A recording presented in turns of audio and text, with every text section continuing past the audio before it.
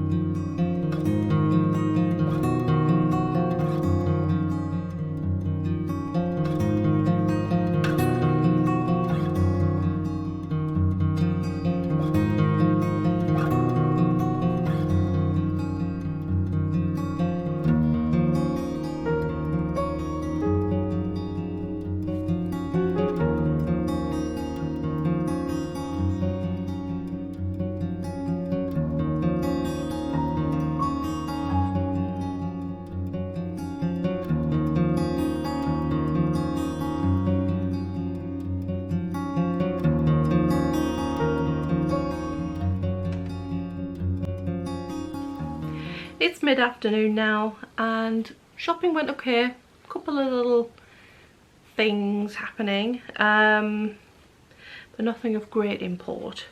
It seemed to be a bit of a car kind of a day. My tyres were fine. The problem with my car was it wouldn't start. My battery was flat, so John had to jump start it off his car so that I could go shopping. Thankfully it was fine for coming home with, and I didn't get stranded at the supermarket with a boot full of frozen food. But I was on the way home, I was nearly home, and I was just passing the petrol garage when I realised, hold on, I need some fuel. And I looked at my fuel gauge and I was nearly on the red, but I'd already gone past at that point and I wasn't going to turn back around. Plus the tanker was there in the way in any case, I wouldn't have been able to get any fuel. But it just did seem to be a bit of a car kind of a day. So shopping's away, lunch has been had, rest has been had too. It seems like the older I get, the more and more going for a big shop really takes it out of me. It's like too much peopling. Even though I haven't really been peopling, I've just been shopping. It's just shopping is exhausting. I don't mind shopping. I just yeah, I always know that when I come home I'm going to be absolutely wiped out. So I've just been watching part of a film that I realised I'd already seen.